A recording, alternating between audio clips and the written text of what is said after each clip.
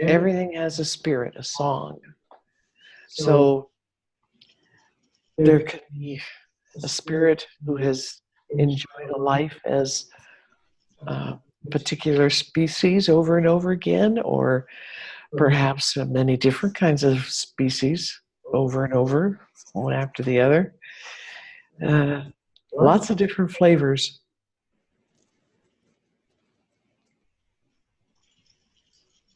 Sometimes they show up to us in a physical form, a living animal, or it could be a bug or plant, or it could be something like the wind, clouds, wind, lightning. It could be things like water. There are spirits who are involved with uh, living as part of the land, like a mountain, or water that lives as a body, like a lake or the ocean, or a creek, a river. Everything's alive and conscious and thinking and feeling and communicating. We're all connected and we're all communicating all the time. As a species, our current culture, we have learned not to pay attention. That's a big piece of our cultural training, is don't pay attention to any of that stuff.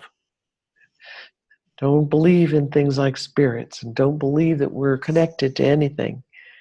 Don't believe that that stuff is alive. Don't believe that a rock is alive and can think, it has consciousness and emotions and can communicate. But everything is alive and everything is communicating. It's all conscious. And if we just start paying attention, we begin to perceive this, what has been hidden to us, this hidden aspects of everything that is around us and part of our world. And the more we do it, the more we notice, the more we feel, the more we engage, song to song of other, song to song of other, to us. That's when we're engaging song to song, we're touching, we're touching heart to heart, our aliveness, our uniqueness, our consciousness. There's an interacting, there's a little bit of a kind of merging, a sharing of each other. And the more we pay attention to it, the more we experience, and the more profound, the deeper the experience is, the more we understand what it all really is, how it affects us, how we affect everything else. We affect everything with every thought, every feeling, our beliefs, everything. We're all affecting each other. When we start to really notice that, we notice it inside, what we call a knowingness of this, we have to change our beliefs and our behavior and our thoughts. We just can't continue to run around judging and condemning and belittling things. We can't do all these things that literally have harmful effects on others. A good example is commercial TV, like a sitcom, a situation comedy. It's supposed to be funny. If you really listen to it with this kind of perspective, none of it's funny. It's mean. It's mean, it's ugly, jokes at another person's expense, digging, nasty, harsh, and everybody's laughing. that canned laughter. It's all supposed to be really funny. Nothing funny about it. This is part of the backwards turning wheel. This is an example of the backwards turning wheel. That it is, instead of funny, it's hurtful, harmful. The more we pursue these real, true spiritual aspects of our existence, the more we notice and we feel. We could feel it inside. We don't just intellectually notice it, we feel it inside. And that's a good thing, because we change ourselves.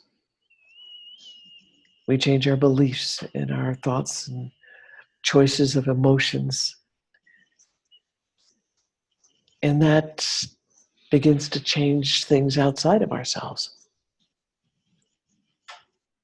Changes what we are sending out, connecting to other, all kinds of other. We're not throwing nasty energy out anymore. We're throwing loving, caring, appreciative energy out and receiving it back.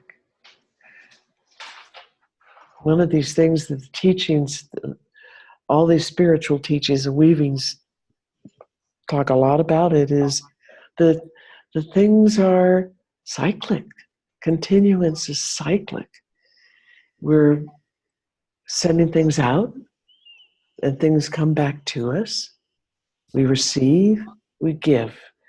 We receive, we give.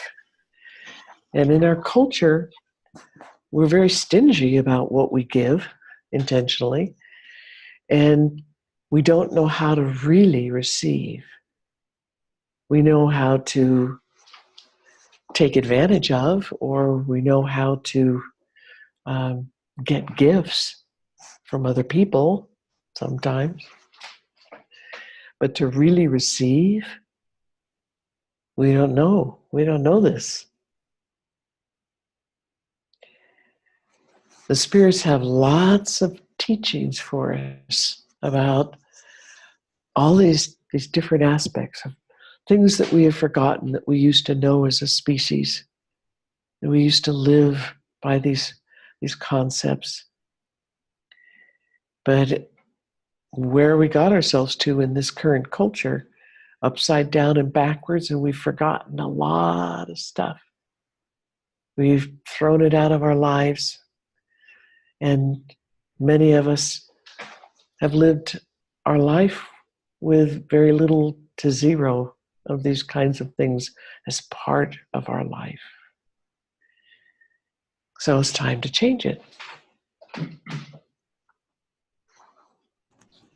As the spirits would say, it's time for us to grow up. As a species, the human species has to grow